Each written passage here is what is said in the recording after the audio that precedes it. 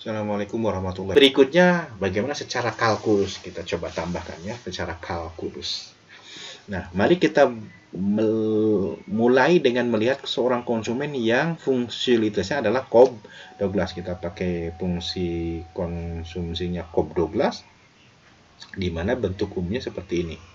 U, fungsi dari konsumsi barang X sama dengan X alfa Y beta. Nah, gimana? 0 kurang alfa kurang dari 0 dan beta kurang juga dari 1 gitu. Dan fungsi pendapatannya ini. Oke, I sama dengan PX kali X ditambah PY kali Y. Nah, sehingga maksimisasi utilitas konsumen ini kita tulis secara formal sebagai berikut gitu. Maksimisasi XY U XY sama dengan X pangkat alfa Y pangkat beta subject to I sama dengan PX kali X ditambah PY kali Y. Nah, ini dikenal dengan masalah optimisasi terkendala, constraint optimization, di mana utility X dari yang dipenuhi oleh konsumsi barang X dan Y adalah fungsi objektif atau fungsi tujuannya. Jadi yang kita tuju adalah utility-nya, dengan I sama dengan PX kali X ditambah P kali Y adalah fungsi kendalanya atau constraint-nya. Oke, berarti ini maksimisasi utility kalau gitu kan? Ini maksimisasi. Nanti kalau minimisasi berarti dibalik, berarti yang ini menjadi fungsi tujuan, yang ini menjadi fungsi kendalanya. Kalau fungsinya minimisasi ya. Oke, andai saja masalah maksimisasi ini tidak ada kendala, maka untuk menemukan kombinasi variabel yang optimal akan mudah, yaitu dengan aturan turunan parsial dari fungsi tujuannya. Sehingga kemudian masing-masing variabel itu dibuat sama dengan 0 derivatifnya itu kan. Nanti lihat di pengantar mikro gitu kan. Jadi buat turunan parsial masing-masing, kemudian dibuat sama dengan 0, kemudian dipecahkanlah masalah tersebut baik dengan eliminasi maupun substitusi, maka akan tercapailah kombinasi yang maksimumnya. X bintang dan Y bintangnya berapa gitu akan tercapai. Kalau ini tidak ada kendala, tidak ada budget constraint gitu. Nah, masalahnya kemudian ada budget constraint. Nah, maka solusinya di sini ada dua yang saya cantumkan, ada pendekatan MRS dan MU dan ada pendekatan Lagrangian gitu, Lagrange. Dan kita fokus ke pendekatan Lagrange saja ya. Oke, nah ini kita coba pendekatan Lagrange. Tadi kita lihat teman-teman, tadi kan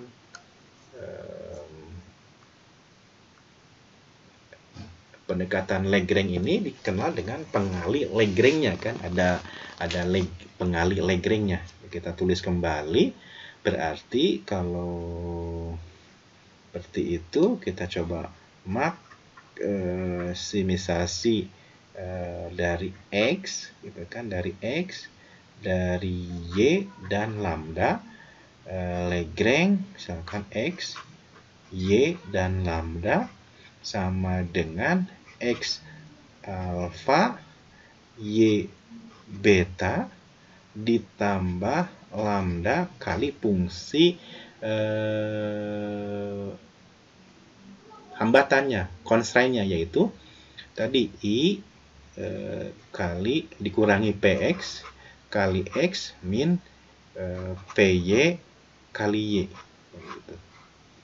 Nah, ini kita tahu bahwa ini adalah fungsi tujuannya tadi kan. Fungsi tujuannya. Ini adalah fungsi tujuannya. Fungsi tujuan. Ini adalah pengali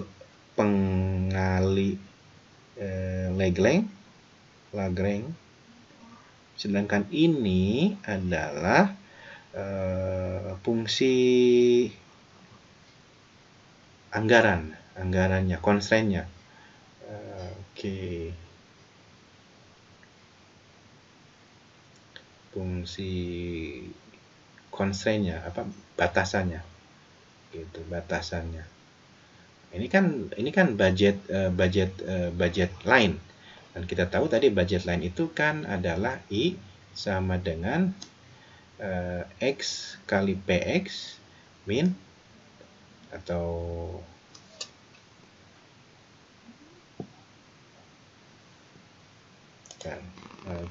kita tadi biar sama dengan yang atas.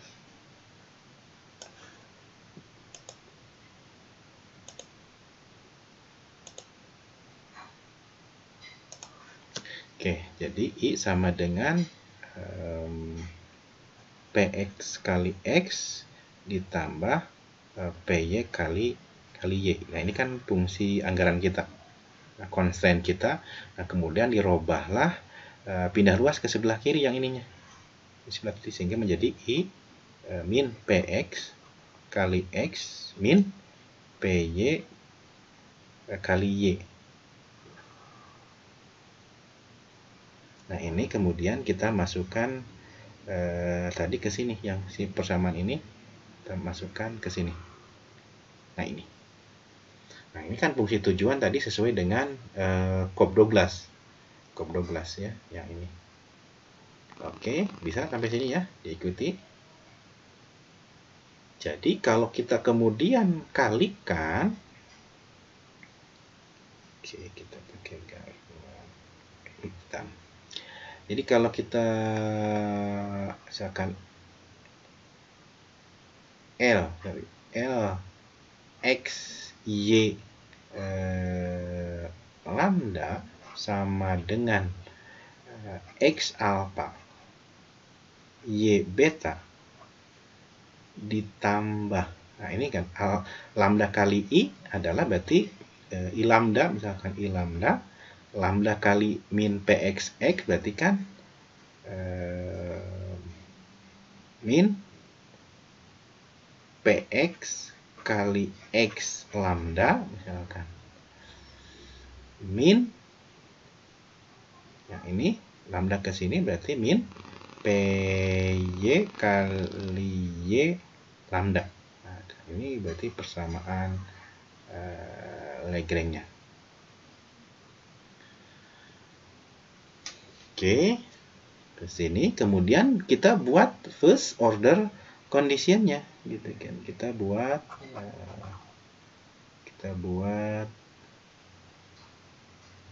turunan pertamanya, itu first order condition-nya.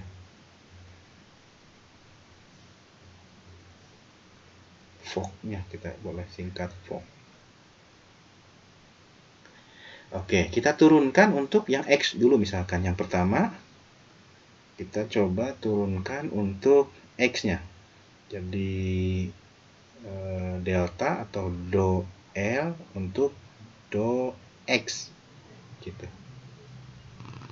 Oke, turunkan untuk yang ada XX-nya. Berarti kan yang ini kan X dan ini X gitu. Maka kita bisa peroleh berarti kan alpha, ini kan alpha X, karena diturunkan berarti alfanya dikurangi 1, Y beta min, nah ini kan yang ini berarti X-nya dapat min PX gitu kan.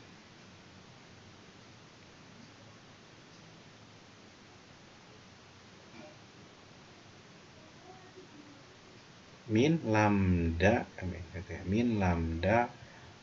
PX misalkan. Min lambda PX, atau kita robah ininya biar tidak itu, sedikit kita robah, bukan robah, dipindahkan saja. Jadi ini ada lambdanya di depan. Lambdanya di depan aja. Juga sama, lambdanya di depan. Biar sama ke sininya. Jadi ini kan tadi lambda kali PX, berarti kan ini lambda PX kali X. Sedangkan yang ini lambda PY kali Y. Oke, kita kembali lagi ke sini. Berarti turunan pertama untuk X berarti kan yang ini lambda X alpha X pangkat alpha min 1 Y beta min lambda PX sama dengan 0. Sama dengan 0. Nah, ini berarti kita punya persamaan ke-1. Yang kedua kita turunkan untuk dol L, dol Lagrange untuk yang Y sekarang. Yang Y berarti kan ini kan, ada ini dan ada ini nih. Oke, maka hasilnya berarti betanya ke depan berarti kan beta X pangkat alpha Y, si betanya dikurangi 1 karena diturunkan. Beta min 1. Min, ini kan kalau diturunkan berarti untuk Y berarti lambda PY. Kan? Sama dengan 0. Berarti ini kita punya kedua. Dan yang terakhir adalah untuk lambdanya berarti do L per do lambda sama dengan hasilnya semuanya dibuat 0 ya, sama dengan 0. Nah, kalau yang lambda kan ada ini kan, ada ini lambda, ada ini dan ada ini. Maka kalau diturunkan berarti kan ini dapat I, yang ini dapat min PX kali X min PY kali Y sama dengan 0. Nah, ini dapat persamaan ketiga. Oke, kita lanjutkan. Maka dari sini kita bisa dapat bahwa lambda itu sama dengan alpha X alpha min 1 kali Y pangkat beta per PX kan. Nah, itu dapat sini. Kita dapat ini.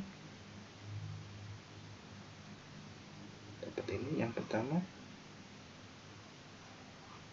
Nah, dari yang kedua juga kita bisa dapat bahwa lambda itu sama dengan beta kan, yang ini, yang sebelah sini, beta X pangkat alpha Y pangkat beta min 1 per PY.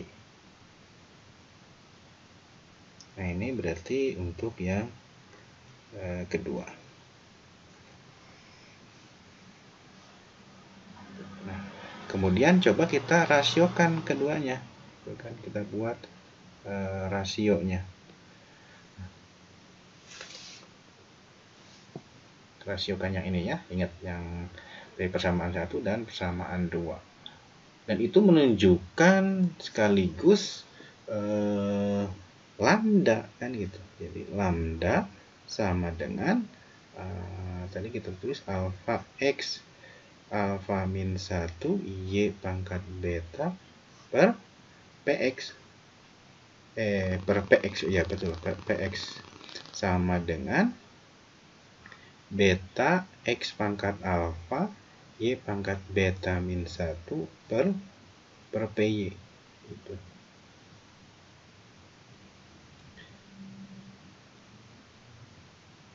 Ya, jadi bisa kemudian kita katakan bahwa lambda ini sama dengan sebenarnya MUX per PX gitu, per PX, dan sama dengan MUY per PY dari sini itu kan gitu. Jadi oleh karena itu lambda ini bisa menunjukkan jadi lambda itu menunjukkan nilai tukar antara utilitas dan pendapatan. Utilitas dengan pendapatan, ya kan? Contoh misalkan, jadi kalau Kalau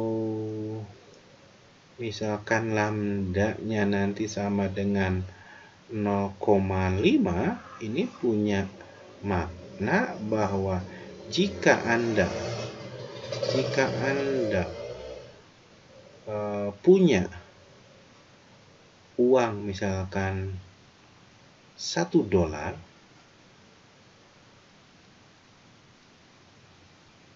lebih banyak dari pendapatan, lebih banyak dalam pendapatan,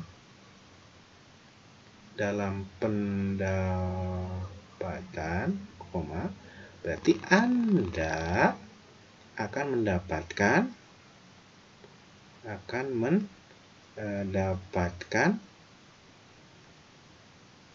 0,5 unit utilitasnya. Gitu. Kira-kira seperti itu makna dari pengganda Lagrange itu. Gitu. Nah, ini saya kasih tanda ya teman-teman. Nah, ini maknanya kalau Anda punya pengganda Lagrange-nya seperti itu, lambda. Oke. Kita lanjutkan kembali perhitungannya. Kita fokus ke sini gitu. Maka kalau kita berarti kalau begitu rasionya bisa kita tulis ulang, berarti alfa X alfa min 1 Y pangkat beta per PX gitu kan, per PX itu sama dengan beta tadi di atas X pangkat alfa Y pangkat beta min 1 per PY. Maka coba kita pindahkan yang beta ini ke bawah, kali silang gitu kan, kali silang ke bawah, PX naik ke atas kan gitu, dikali silang gitu ya, kali silang, coba kali silang ini ke sini, yang ini ke sini, yang beta ini ke bawah gitu kan, ke kanan, ke kiri sorry. Maka akan kita peroleh bahwa Y beta itu per Y beta min 1. Beta min 1 dari sini, Y masih tetap yang atas. Kemudian, ini pindah ke sebelah kanan. Maka menjadi sama dengan, berarti kan beta X pangkat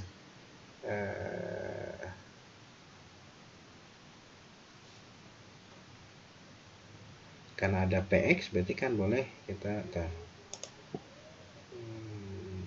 oke. Berarti kan beta PX sekarang karena dikali X dari sini, beta PX per alfa PY, ini dari sini alfanya, dikali X pangkat alfa per X pangkat alfa min 1. Alfa min 1 dari sini. Dari sini. Di sini kali silang ke bawah. Ke sebelah kanan. Ke sebelah kanan sini dapat ini.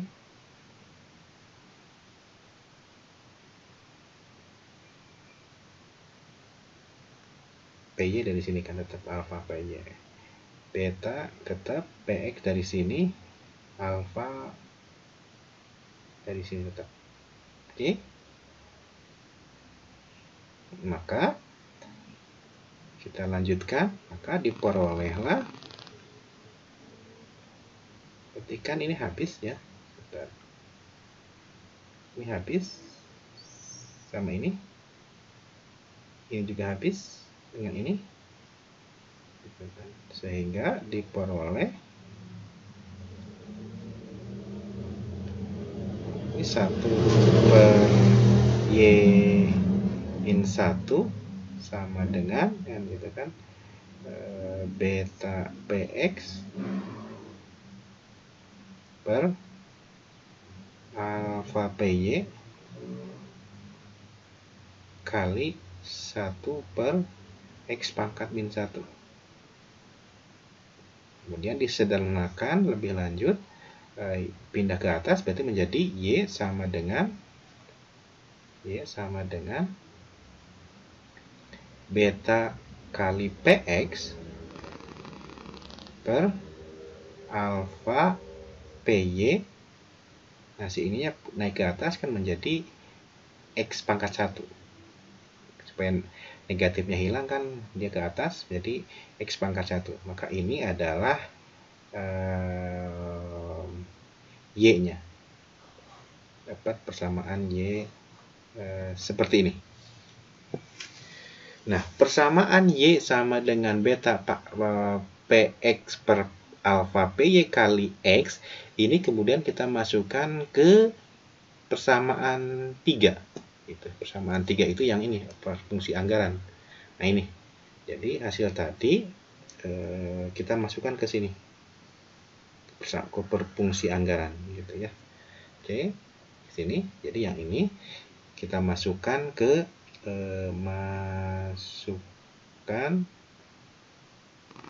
ke persamaan 3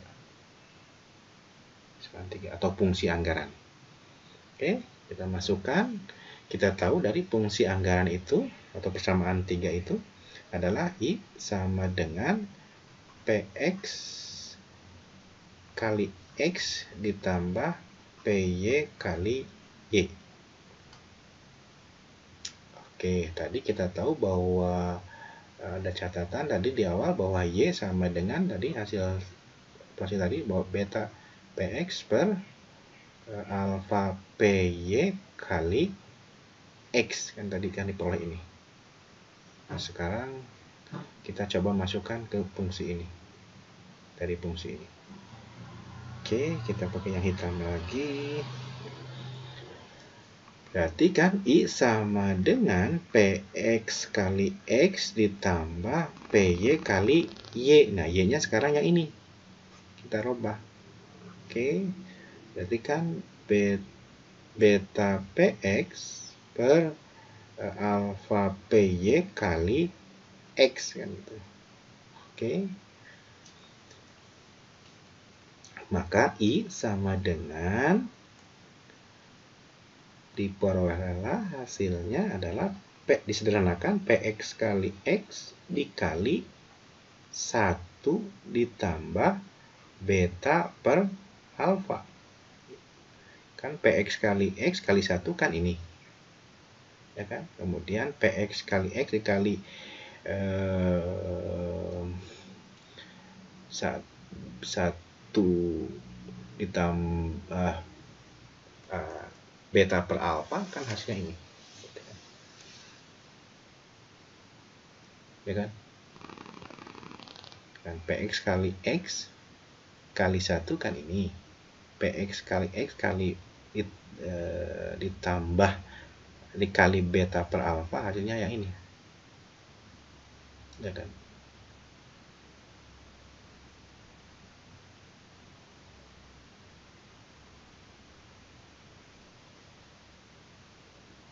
Hasilnya Py kali beta Px per alfa Py kali X. Oke, coba diperhatikan ya.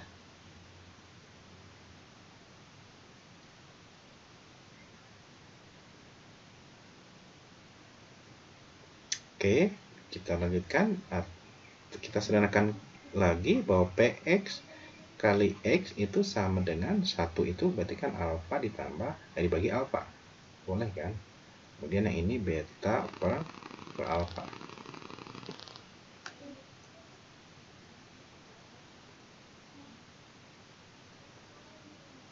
Sehingga I sama dengan Px kali X, ini berarti kalau digabungkan berarti kan alfa ditambah beta per alfa. Maka ini adalah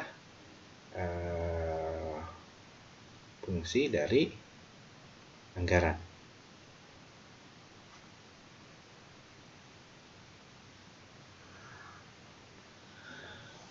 Oke.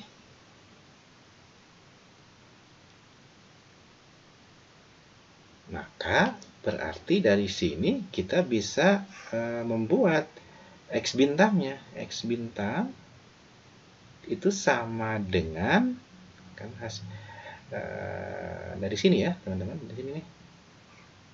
Dari sini X bintang berarti kan hasilnya adalah pindah ruas saja yang ini, yang sebelah ini sama dengan pindah ruas ke sebelah kiri. Berarti kan menjadi terbalik sekarang. Berarti kan menjadi alfa per alfa ditambah beta dikali I per PX, ya kan? Coba aja. Ininya pindah luas ke sebelah kiri menjadi terbalik kan? Alfa dibagi alfa plus beta. Kemudian I-nya dibagi oleh PX. Gitu.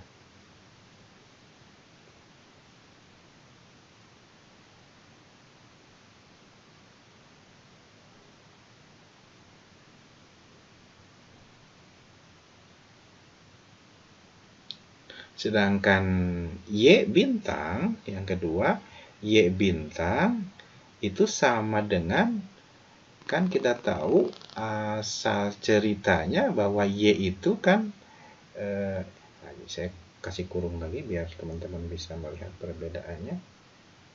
Y, jadi ini I bintang yang kita target. Jadi I bintang, X bintang, kombinasi yang memaksimumkan itu ini. Sedangkan yang kedua Y bintang. Sedangkan Y bintangnya kita cari dari sini. Ceritanya itu.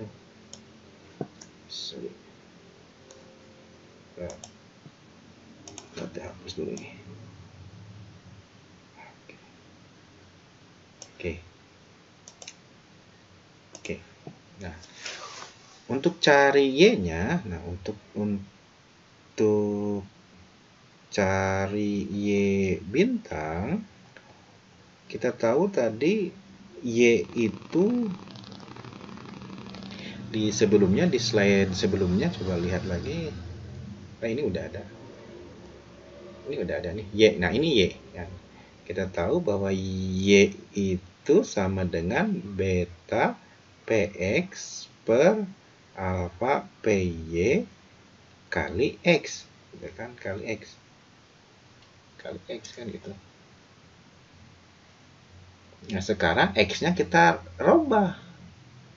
Kita rubah dengan yang ini, yang bintang ini. Maka berarti Y bintang sekarang kita boleh katakan Y bintang sama dengan beta PX per alfa PY kali, nah, X-nya diganti sekarang.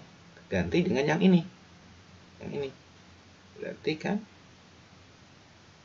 alfa per alfa ditambah beta dikali I per PX.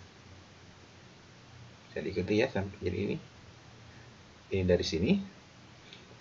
Kan X-nya kita rubah yang ini. Maka diperoleh sama dengan yang tersisa adalah beta per alfa ditambah beta dikali I per PY. Ya kan? Ini kan hilang. Ini PX hilang. Ini PX habis dengan ini. Beta habis.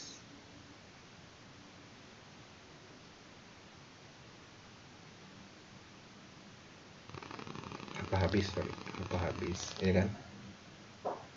Jadi yang tersisa beta per alfa PI per PY. Oke, itu yang tersisa. Jadi kita bisa buat kesimpulannya. Jadi Y bintang, Y optimum adalah sama dengan itu yang ini. Beta per alfa ditambah beta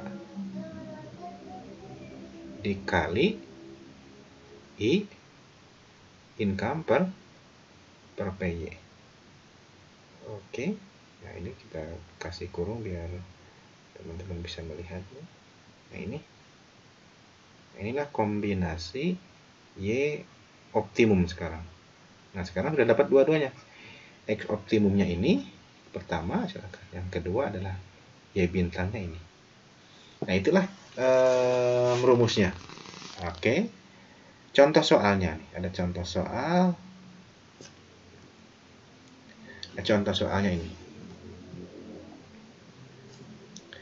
Anda ingin memperoleh kepuasan secara maksimum dari mengkonsumsi barang X dan Y, di mana Anda punya uang sebanyak $20. Diketahui bahwa harga barang X adalah $5, sedangkan barang Y itu hanya $2 dengan fungsi utilitas Cobb Douglas-nya seperti ini. X pangkat 0,5, Y pangkat 0,5. Ditanyakan pada kombinasi barang X dan Y berapakah sehingga dicapai kepuasan maksimum. Gitu ya, kepuasan maksimum. Kalau Anda menggunakan persamaan Lagrange, jadi silakan cara yang pertama berarti dengan menggunakan persamaan Lagrange.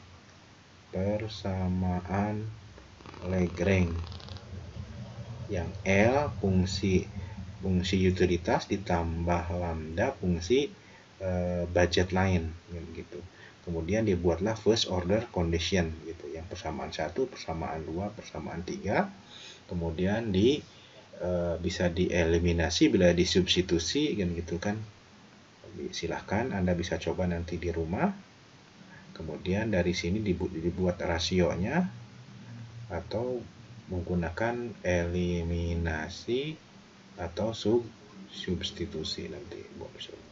Nah, saya coba tunjukkan di sini dengan menggunakan rumus yang sudah kita pakai tadi. Jadi X bintang tadi kita bisa katakan bahwa alfa per alfa ditambah beta kali I per PX kan gitu. Tadi rumus tadi itu kan. Ini akan alfa nih, ini alfa. Kemudian ini adalah beta. Kemudian ini adalah PX. Dan ini adalah PY. Kita pakai gambar warna lain. Pakai merah. Oke, maka bisa kita selesaikan. Berarti kan alfanya adalah 0,5 kan. 0,5 per alfanya sama 0,5 ditambah beta. Betanya juga kebetulan 0,5 juga. 0,5 kali I. Income-nya mana tadi? Oh, ini income. Income adalah ini. Income-nya adalah 20 per, kemudian PX-nya adalah 5. Maka Anda pakai kalkulator sehingga bisa diperoleh hasilnya adalah 2. Oke, dengan cara yang sama Anda bisa memperoleh Y bintang dengan rumus yang sudah kita peroleh. Tadi Y bintang adalah beta per alfa ditambah beta kali I per PY. Kan rumusnya itu. Maka sama tadi kebetulan angkanya semuanya sama 0,5 ya. 0,5 ini juga 0,5 kan sama, antara alfa dan betanya kebetulan sama ya. Ini 0,5, ini 0,5. Berarti ini juga sama 0,5 dikali income-nya 20 per PY-nya adalah 2. Sehingga hasilnya adalah 5. Jadi kombinasi konsumsi yang memuaskan utilitas adalah ketika X-nya adalah 2, ketika X-nya 2 dan Y-nya adalah 5. Maka untuk tahu berapa total utility-nya, masukkan saja angka ini ke fungsi ini, COP12 ini. Sehingga nanti bisa diperoleh U-nya adalah, kalau nanti ditotalkan, jadi U-nya adalah sama dengan 0,93. Nanti teman-teman boleh cek ya, 0,95. Kemudian ada, saya di sini aja biar teman-teman bisa melihat. Nanti lambdanya juga bisa diperoleh kan gitu. Ya. Saya pikir itu kita lanjutkan. Nah, ini penurunan fungsi permintaan individunya. Gitu. Tadi kan konsumsi barang X dan barang Y. Ini panel A kan. Nah, jika kita mengkonsumsi keseimbangan pertama adalah ketika X1 dan Y1 di E1. Kemudian jika harganya menurun, misalkan menjadi PX2, maka si budget lain akan bergerak ke kanan gitu kan, ke BL aksen misalkan. Sehingga konsumsinya X2 akan naik, gitu kan, X naik. X2 juga akan naik dengan keseimbangan baru di E2. Nah, ketika kita ganti Y ini dengan PX, maka kurva permintaan akan terbentuk seperti ini. Itu ya teman-teman. Nanti coba buka di penjelasan saya yang di video sebelumnya tentang penurunan kurva permintaan. Berikutnya ada disebut dengan PCC, gitu kan, Price Consumption Curve. Gitu. Price Consumption Curve adalah kombinasi, menunjukkan beberapa kombinasi kepuasan konsumen, misalkan di A, ketika harganya berubah. Misalkan A berubah ke sini, ke B dengan harga yang lebih murah, ke D, maka titik-titik kombinasi karena perubahan harga ini akan menunjukkan adanya price, menunjukkan kurva konsumsi harga, gitu ya, PCC. Nah, kalau perubahan pendapatan maka akan melahirkan ICC, Income Consumption Curve, gitu. Karena perubahan adanya pendapatannya meningkat, atau juga boleh menurun. Maka kurva menunjukkan keseimbangan karena pendapatan ini kalau dihubungkan maka membentuklah kurva ICC.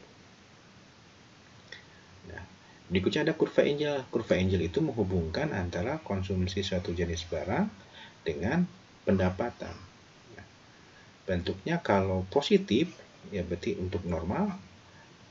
Kemudian begitu dia backward bending, bergerak ke sini, maka dia termasuk barang inferior karena akan mengurangi konsumsi. Itu. Nah, kemudian analisis perubahan pendapatan dan harga, kita coba analisis HIC gitu. Saya senang membaca bukunya Bilas kalau saya pakai Bilas gitu. Atau Anda bisa juga Pindik gitu kan. Pindik Anda juga boleh baca, atau buku-buku yang lainnya. Oke. Misalkan di sini keseimbangan awal ada di kombinasi A, teman-teman. Kombinasi A. Kemudian harga naik, misalkan harga barang naik, harga barang A naik. Harga barang naik, maka budget lain berubah sini kan. Berubah ke sini. Maka keseimbangan baru di titik B. Gitu. Kemudian analisis ini ingin mengembalikan konsumen ke kepuasan semula, kepuasan awal. Maka Untuk kepuasan awal dibentuklah kurva yang sejajar dengan garis harga yang kedua, yang ini. Yang pink ini dibuatlah garis yang biru ini, teman-teman. Sejajar nih. Dan menyinggung IC yang kedua, yang ini. Karena tadi kan awalnya kan ini, gitu kan. Nah, saya kasih tanda.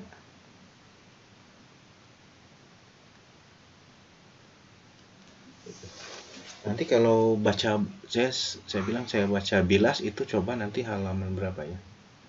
Halaman 74, kalau tidak salah.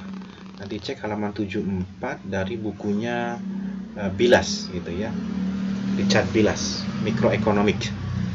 Nah, jadi pada awalnya kan dikombinasi A dengan konsumsi A1 dan B1.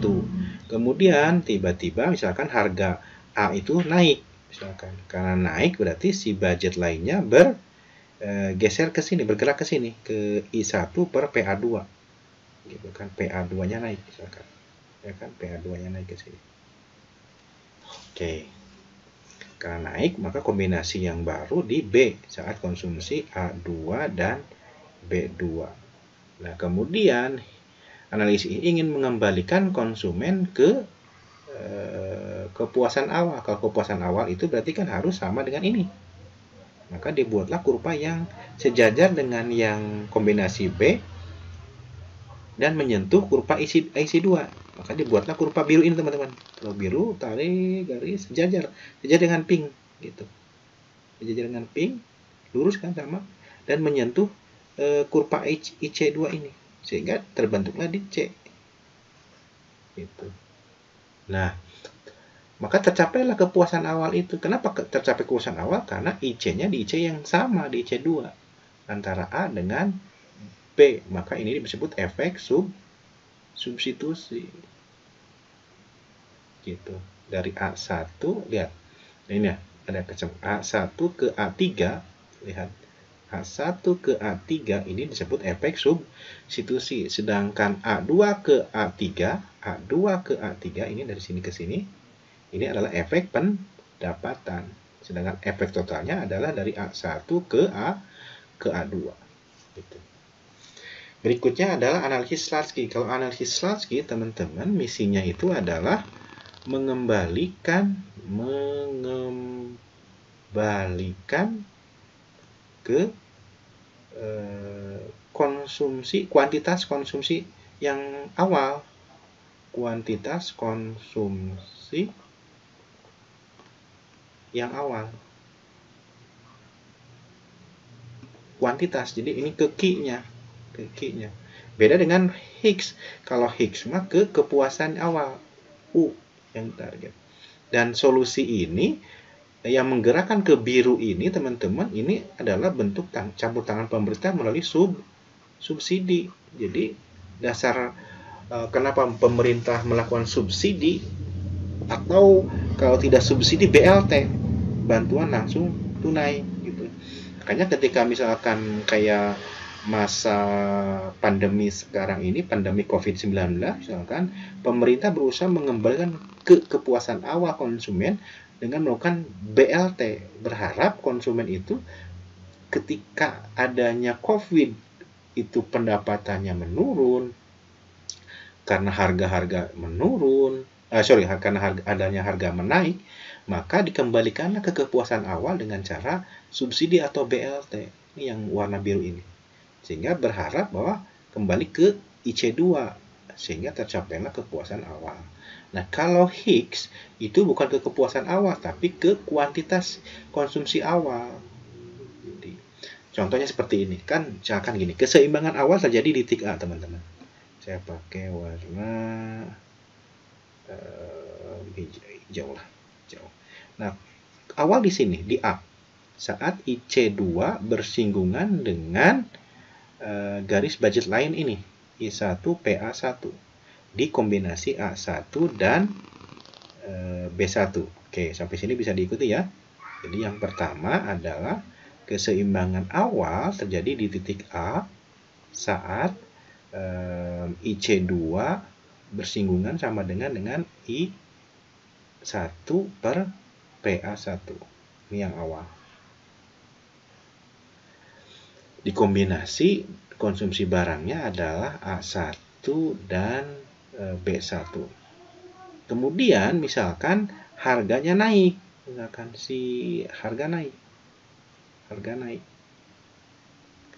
harga naik menjadi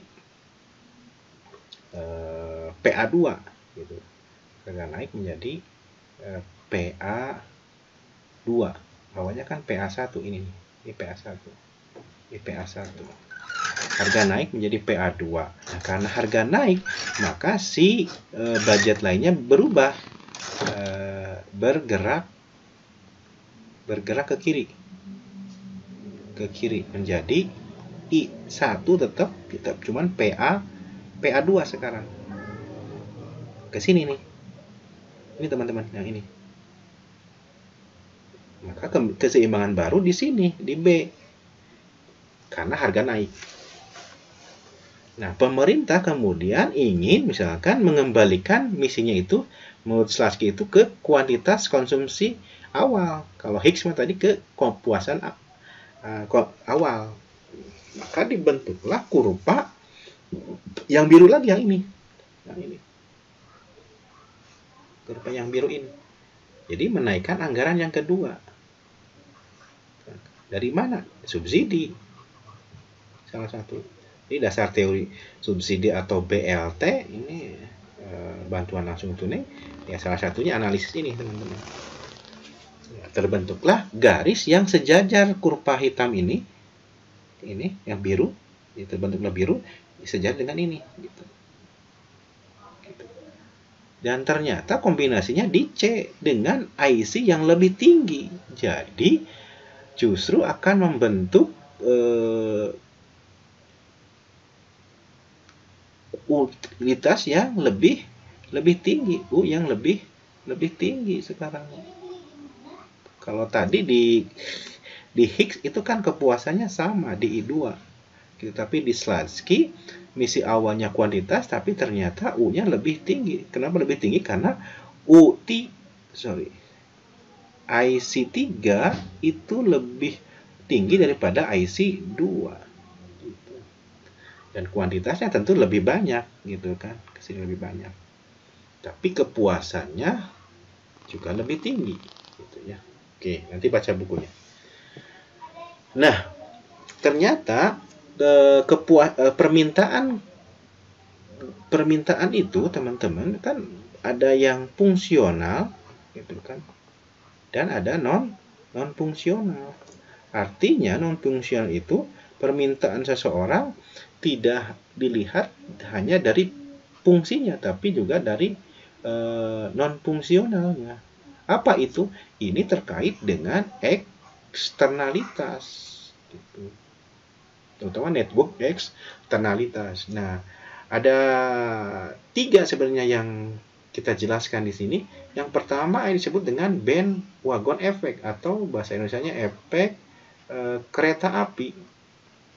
Efek kereta api itu kan tergantung kepalanya kan. Kalau kepalanya ke kanan, dia ikut ke kanan. Kalau ke kiri. Jadi buntut ini badannya ikut saja. Gitu. Nah, berarti bandwagon effect adalah efek di mana orang akan mengikuti kebanyakan yang umum, gitu. Jadi orang akan mengikuti tren yang ada, gitu. Jadi kayak ikut tren, gitu. Ikut pasar. Pasar kemana, maka konsumen individu akan mengikutinya. Jadi individu itu akan mengikuti tren pasar. Berarti dia, individu ini sebagai follower, gitu kan, follower. Gitu. Jadi kayak kereta api, ya badannya itu akan mengikuti apa yang menjadi trendsetternya, gitu. Tren pasar itu berarti trendsetternya. Gitu. Coba kita buat analisisnya seperti ini. Nah, ini ada kurva permintaan.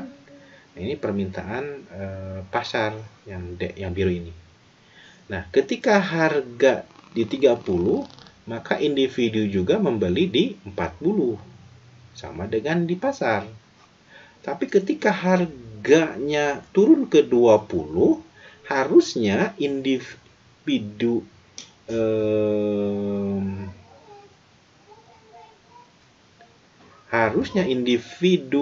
itu kan ketika harganya turun ke 20, harusnya dia membeli di 48 saja harusnya.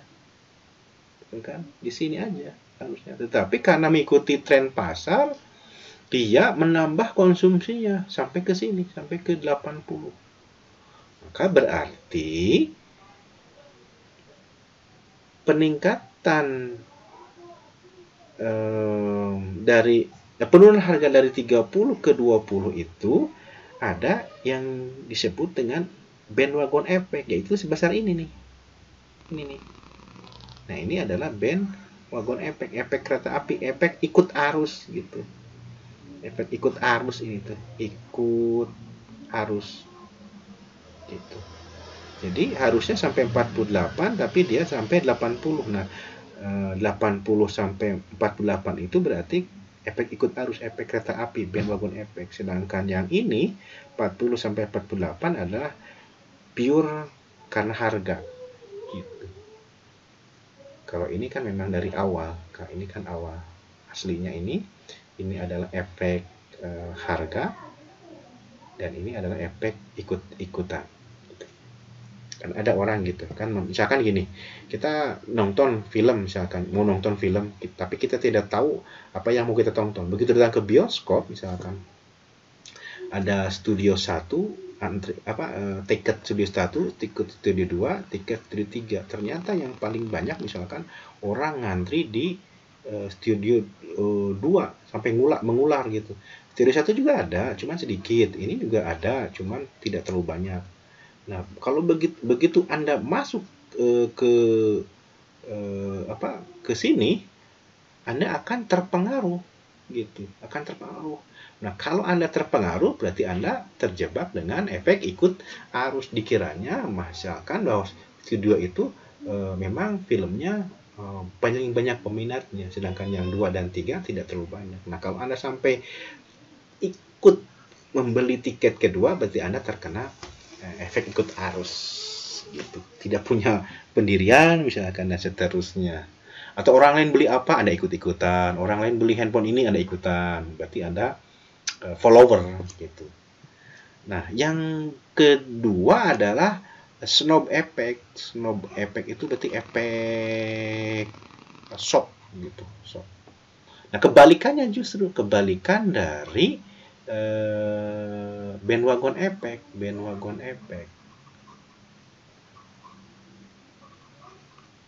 Kalau di bandwagon effect dia ikut-ikutan, kalau dia tidak mau sama gitu, tidak samanya. Dia tidak mau sama dengan orang lain. Dia harus tampil beda. Makanya lihat, ketika misalkan awalnya kan ini harga 30, permintaan kan 2. Begitu harga turun misalkan menjadi 15, harusnya Anda itu beli di 14 kan, permintaan Anda misalkan di sini.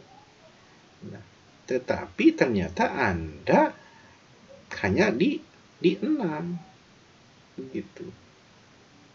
Berarti Anda tidak mau sama, maka ini berarti efek snobnya selisih ini. Dan ini adalah net effect. Nanti baca buku itunya ya. Saya senang dengan buku Sudarsono dari Indonesia, Sudarsono. Bukunya warna oranye gitu, kuning oranye itu bagus teman-teman. Silakan dibaca, atau juga Pindik juga boleh. Pindik, nanti baca Pindik. Pindik juga bagus. Ya, mohon maaf kurang detail, silakan. Terima kasih. Nah, yang ketiga itu yang disebut dengan ini kan yang kedua. Yang ketiga itu yang disebut dengan Veblen effect. Veblen effect. Kenapa namanya Veblen? Veblen effect atau efek pamer ini, efek pamer. Efek pamer, slope-nya positif teman-teman.